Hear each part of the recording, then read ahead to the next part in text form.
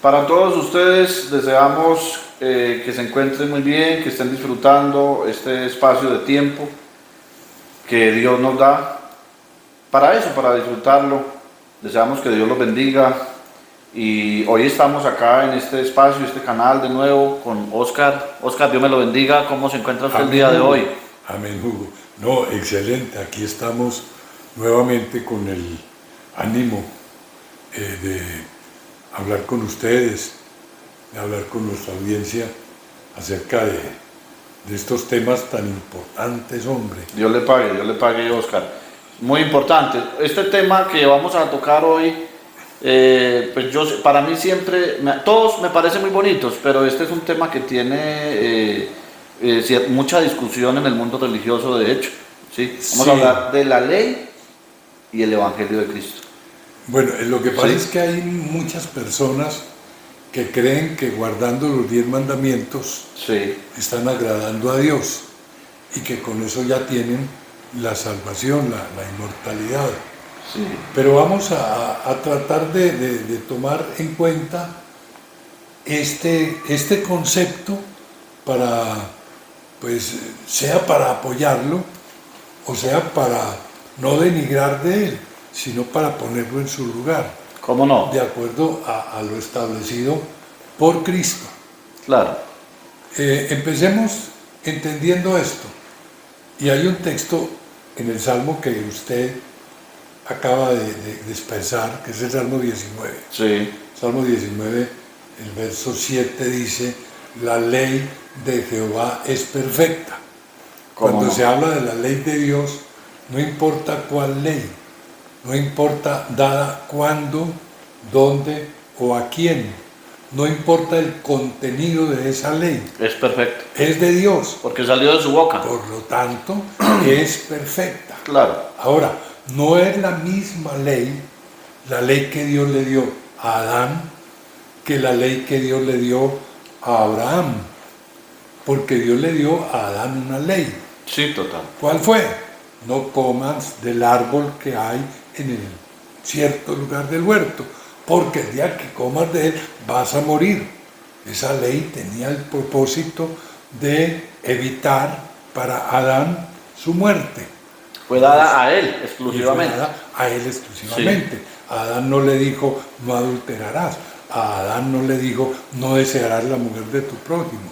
No, a Adán le dijo que no comiera de ese fruto. Esa fue la ley que le dio a Adán. Otra ley le dio a Noé, en la que le dice, construye un arca, le da las especificaciones, le explica la madera que va a utilizar, seguramente le entrega en una forma muy, diríamos, espiritual los planos, para que él los entienda y construya el arca. A Abraham le dio otra ley, sal de tu tierra, de tu parentela, de la casa de tu padre, a la tierra que yo te mostraré. Y luego le da otra ley, ve y sacrifícame a tu hijo. Sí. Es decir, que todas estas leyes son de Dios, son perfectas. Son ordenanzas de Dios, estatutos. Pero no son la misma. No son la misma. Una es la ley para Adán, otra para Noé, otra para Abraham y otra para el pueblo de Israel. ¿Cómo no? Dios le da al pueblo de Israel también una ley. Esa ley ya era más extensa. Esa ley ya tenía más mandamientos. Cerca de 650 mandamientos había dentro de esa ley. Es que se entiende, Oscar, que esa ley se constituía también en el Código Civil de ese pueblo. Era el Código Penal de ese pueblo israelita, judío. El pueblo de Israel. El pueblo de Israel era el pueblo de Dios. Sí. ¿Por qué era el pueblo de Dios? Porque era la descendencia de su siervo Abraham. Él a Abraham le había prometido una descendencia. Y la particularidad de ese pueblo era que las leyes de los otros pueblos eran leyes de hombres, claro, constituidas por hombres. Esa ley que tenía Israel venía de Dios. No había otro pueblo que tuviera la misma ley. Okay. De hecho, Amán, recuerden allá con Mardoqueo, sí. Amán era enemigo de Mardoqueo. En el libro de Esther. Era un judío. En el libro de Esther, precisamente Esther 3:8, le decía Amán al rey Asuero, mira, hay un pueblo esparcido entre todos los pueblos porque el imperio se había cautivado a muchos pueblos, Claro. entre ellos al pueblo israelita. Sí, Y le decía Amán al rey Asuero, al rey Asuero, sí. en contra de Mardoqueo y del pueblo israelita, hay un pueblo entre todos los pueblos que hay dentro de tu dominio cuyas leyes son diferentes a las de todo pueblo y no obedecen a la ley que tú has dado. Entonces, el propósito de Amán era destruir el pueblo de Israel. Sí, aniquilarlo. Pero lo que nos interesa aquí tomar nota es la diferencia que había entre la ley del pueblo de Israel y las leyes de los demás pueblos, porque era la única ley procedente de Dios. Y como usted lo decía, Hugo, los demás pueblos tenían sus propias leyes, Claro. porque también tenían sus propios dioses. Sí, claro. El único pueblo que conocía y servía al Dios verdadero era el pueblo de Israel. Del pueblo de Israel. Bueno, ¿cómo no? ¿qué sucede con esa ley que Dios le da al pueblo de Israel? Él lo saca por el desierto, lo lleva hasta Sinaí, en Sinaí le entrega la ley. Esa ley es invalidada, esa ley es un pacto, Correcto. un convenio, un contrato o un acuerdo que hace Dios con el pueblo. Sí. Y le dice, si ustedes dan oído a mi pacto y lo ponen por obra, serán mi especial tesoro sobre todos los pueblos, porque mía es toda la tierra. Eso está en Éxodo 19:5. Sí. Y el pueblo de Israel dice sí a ese pacto, es decir, adquiere el compromiso con Dios. Sin embargo, en el Éxodo 32 está manifestándose o el efecto más bien de la ausencia de Moisés, que era el siervo de Dios. Sí. Se fue Moisés a hablar con Dios durante 40 días y ya le habían dicho a Aarón, haznos dioses que vayan delante de nosotros, porque de aquel Moisés no sabemos qué haya pasado con él. El primer mandamiento que Dios les da es precisamente ese: yo soy Jehová tu Dios que te saca de la tierra de Egipto, de casa de servidumbre. Y le dice, no tendrás dioses ajenos delante de mí. Y en solo 40 días el pueblo ya dudó, Ya se habían torcido. se olvidó de ese Ya, Dios y ya, de ya. esos mandamientos y mandaron pues obligaron a Aarón Sí, para que les construyera un...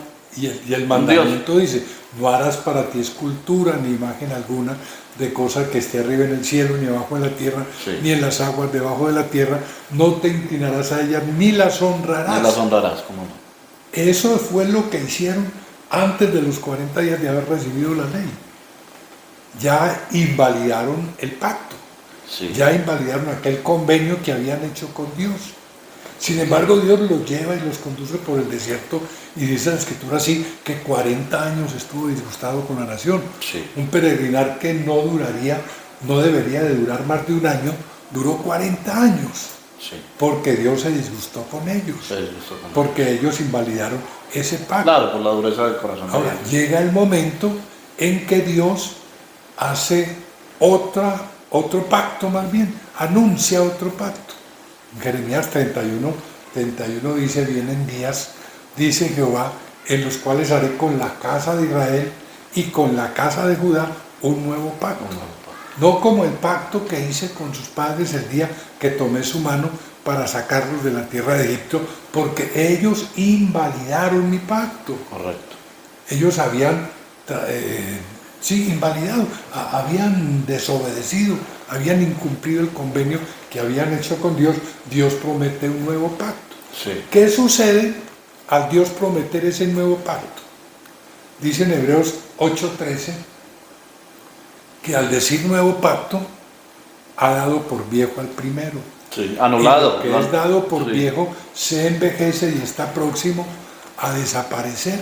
Claro que sí. Desde esas palabras dichas por el profeta Jeremías, ya ese antiguo pacto, que ya se puede llamar antiguo, empieza a entrar en ese proceso de envejecimiento rumbo a su desaparición. Claro.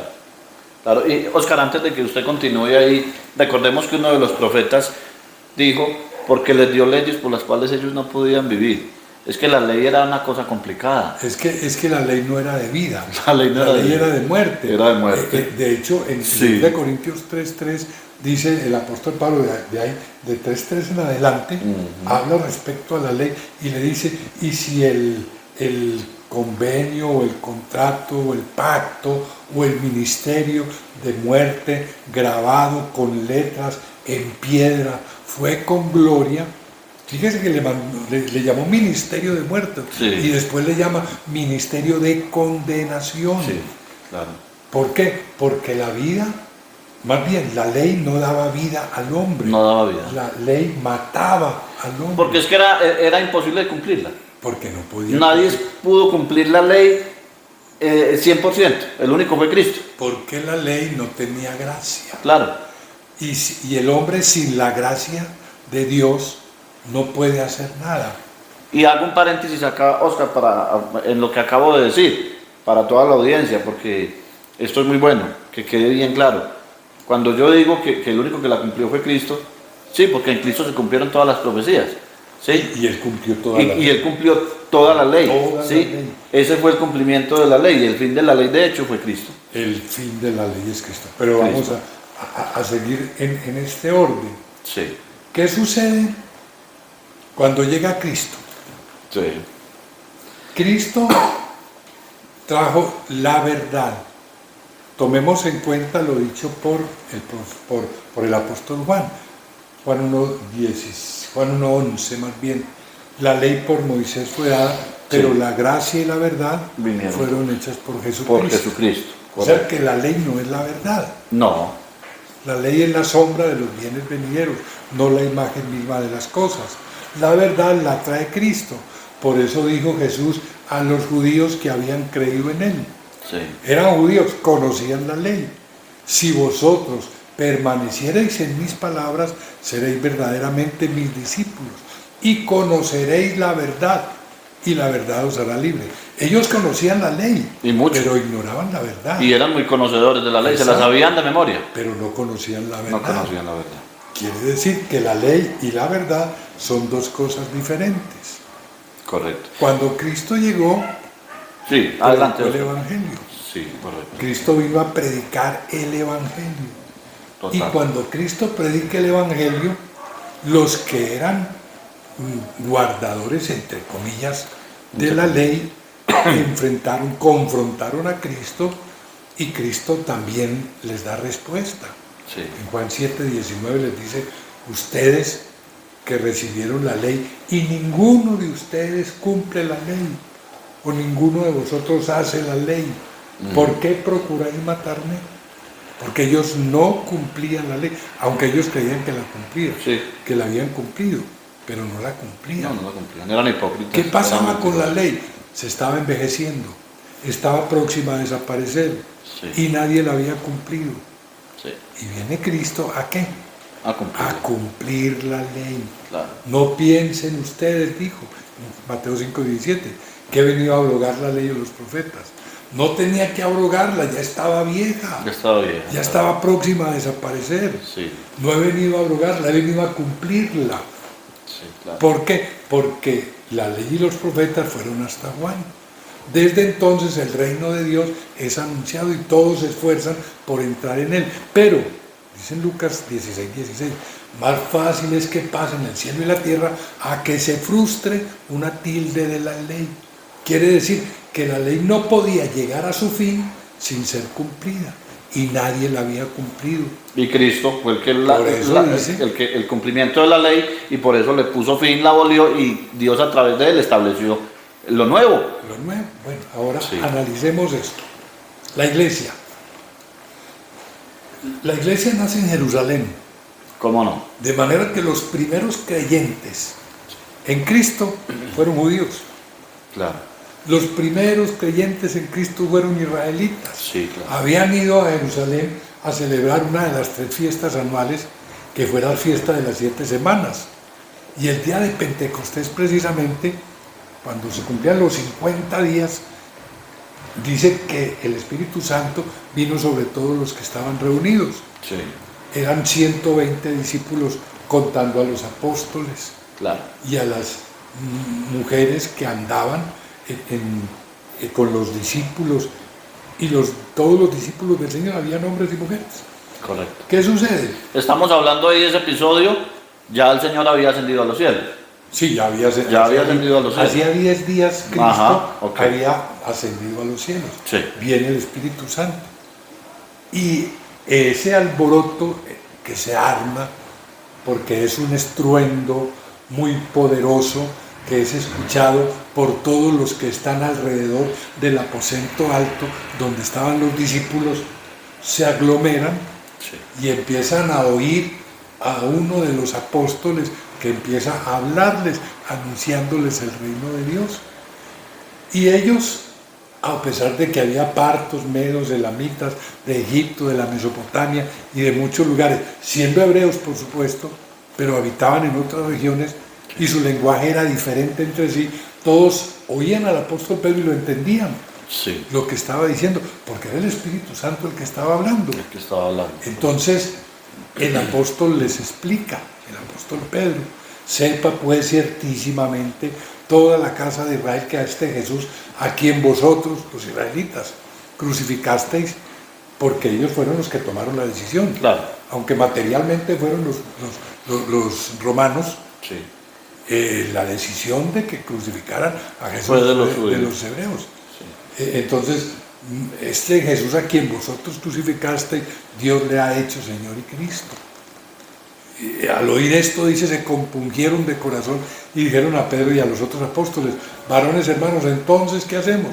Pedro les dijo: arrepentíos y bautícese cada uno de vosotros en el nombre de Jesucristo para el perdón de los pecados y recibiréis el don del Espíritu Santo.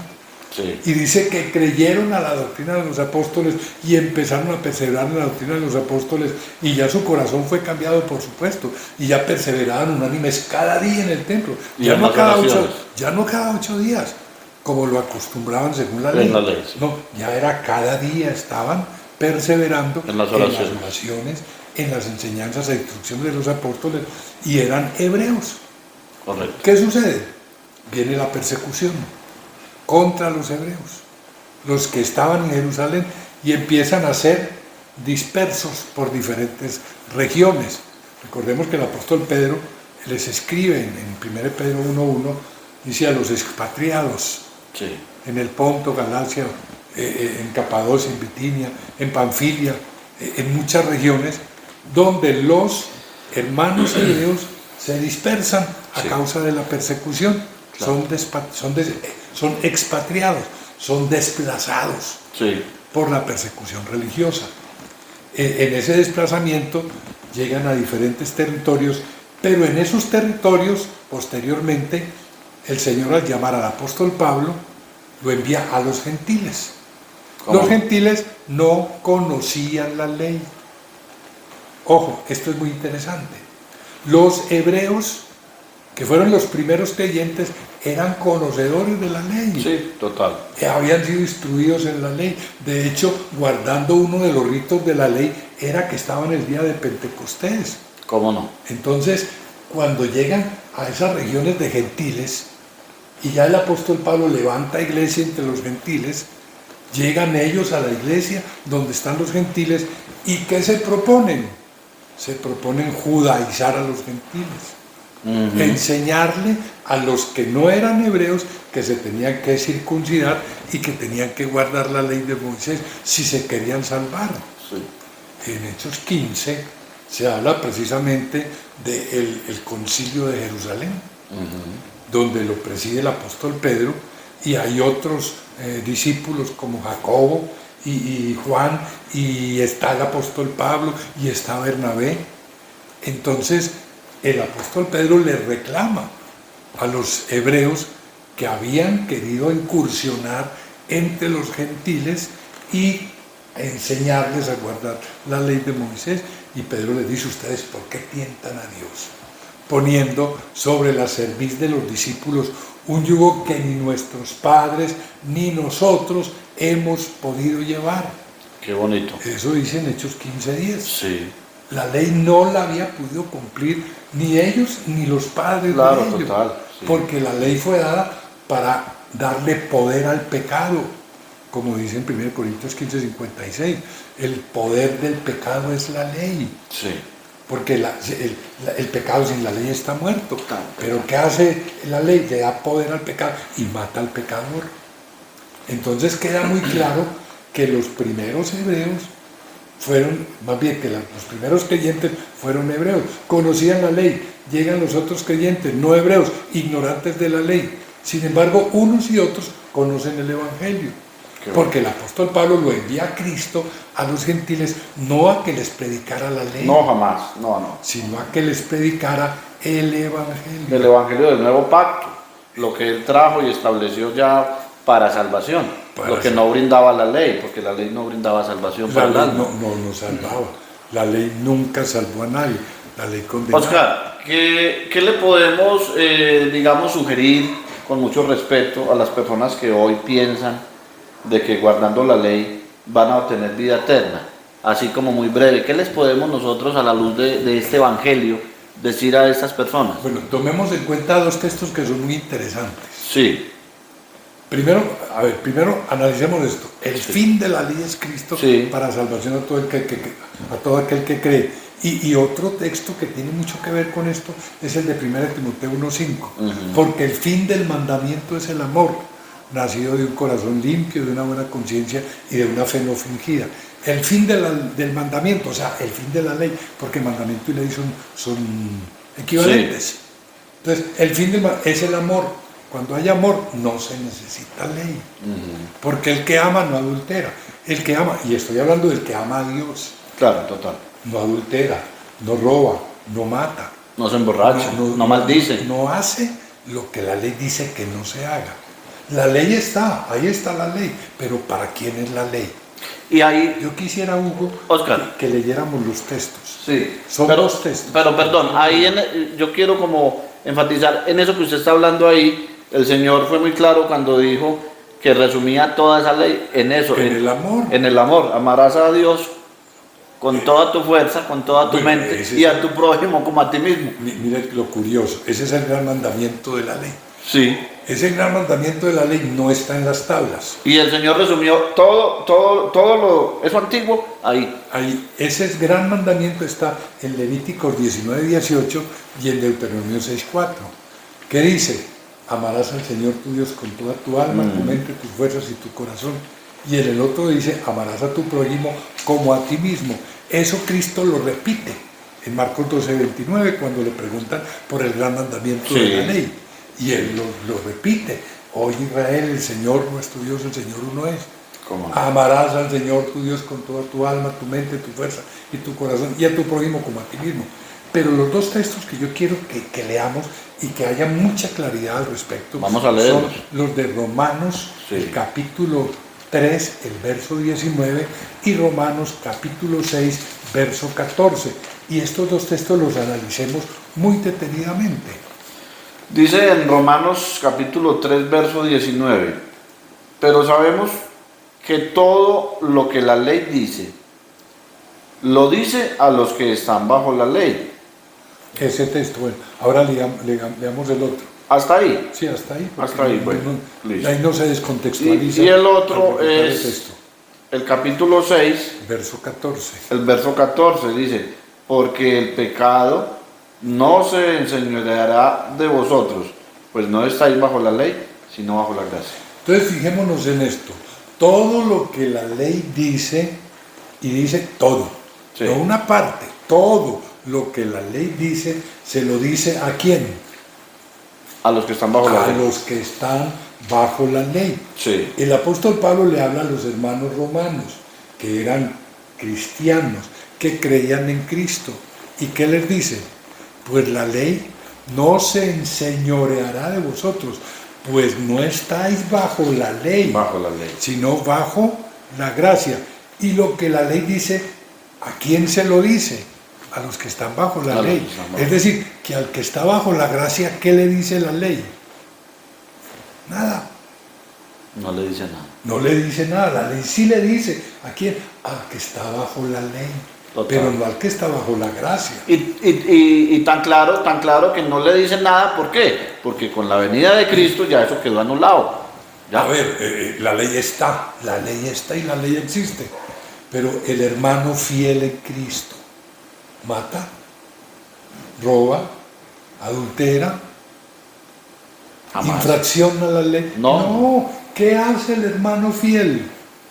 El hermano fiel ama a Dios, el hermano fiel sirve a Dios, el hermano fiel ama a su prójimo. No hay que decirle no mate para que no mate. Y no lo hay que hace, decirle no adultere para que no y adultere. no lo hace porque está sometido como estaban bajo la ley, o sea, que si hacía esto moría o tenía esta consecuencia. No, lo hace porque su alma lo siente y le nace de corazón agradar a Dios y obedecerle. Ahí viene una abismal diferencia entre la ley y el Evangelio. ¿Por qué guardaban la ley? ¿Qué dice en Hebreos 2:15? Dice, y librar a los que por el temor a la muerte estaban por toda la vida sujetos a servidumbre. Y cuando se habla del Evangelio, cuando se habla de la gracia, ¿por qué el hermano no mata? ¿Por qué no roba? ¿Por qué no adultera? ¿Por qué no se emborracha? ¿Por qué no ofende a Dios? Hombre, porque ama. No porque esté obligado bajo pena de muerte. Es que el que se somete a la ley está obligado bajo pena de muerte, porque eso es la ley y no se puede eliminar parte de la ley. Total. Está muy claro, y por eso el apóstol Pablo hablaba de muchos dones, pero hablaba de uno por sobre todos, que era el amor. El amor. Mira, el amor. Ya para terminar. Sí. La preeminencia del amor. Fíjense el contraste que hay entre la ley y el Evangelio. Sí. La ley decía que al adúltero había que matarlo. Ahí estaba Jesús y llegan los judíos, conocedores de la ley, y le llevan a una mujer. Mira, Señor, esta mujer fue tomada en el acto mismo del adulterio. Y hay que matarla, hay que apedrearla, porque la ley dice que hay que hacerlo. Y ahí estaba Jesús, que traía ¿qué?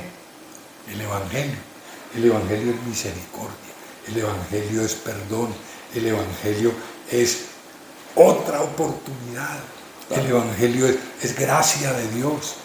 Entonces Jesús dice que empieza a escribir en tierra y los que estaban ahí presentes con sus piedras en las manos, con un deseo enorme de aplicar la sentencia de la ley contra aquella mujer.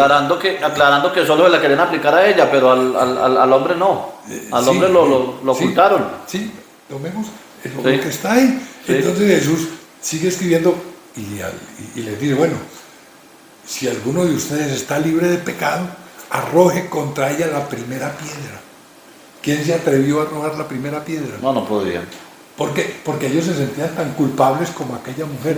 Dijeron para sí, seguramente somos tan dignos de muerte como ella. Entonces, ninguno se atrevió a tirar la primera piedra, porque si hubiera atrevido alguno a tirar la primera piedra, ya la segunda tenía libertad de caer sobre ella, la hubieran lapidado, la hubieran matado ahí. Y Jesús levanta sus ojos, porque ellos empezaron a irse, y estaba él con la mujer. Él sí podía tirar la primera piedra. Claro. Él sí podía aplicar la sentencia de la ley. Total. Pero él venía ¿con qué? Con el amor con de la Dios. Misericordia, con el amor, perdón. Con el perdón, con la justificación. Y le dice, mujer, ¿y dónde están los que te acusaban? ¿Ninguno te condenó? No, Señor, ninguno. Ni yo te condeno. Él sí la podía condenar, pero él no vino a condenar, él vino a perdonar. Vino a salvar. El Evangelio entonces es vida. La ley era muerte, pero el Evangelio es vida.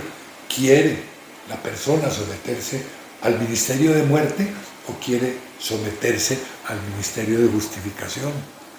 Que ahí está la respuesta a la pregunta que yo le hacía. Claro. Qué bonito, qué bonito. Yo creo que es un tema, tema es muy amplio y como todos los temas, pero pues aquí en este espacio, para no cansarlos también con los programas muy largos, muy extensos, pero pues yo creo que hemos tratado de ser pues muy claros. Sí, lo simplificamos mucho, sí, pero tratamos de para que ustedes también pues se lleven esa reflexión de estas cosas tan importantes, porque estamos hablando de cosas que tienen que ver con la salvación de nuestra alma. Entonces, para todos ustedes, pues escúchenlo. Si tienen alguna duda, escríbanos en los comentarios, alguna pregunta, y con mucho gusto pues estaremos ahí para responderla.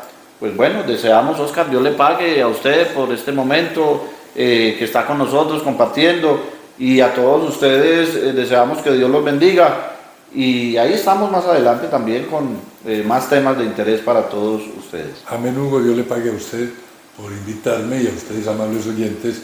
Dios les bendiga, los esperamos en una próxima oportunidad y sean felices. Ok, síganse suscribiendo al canal, también nos encuentran en Facebook, ahí estamos. Y bueno, Dios los bendiga a todos ustedes.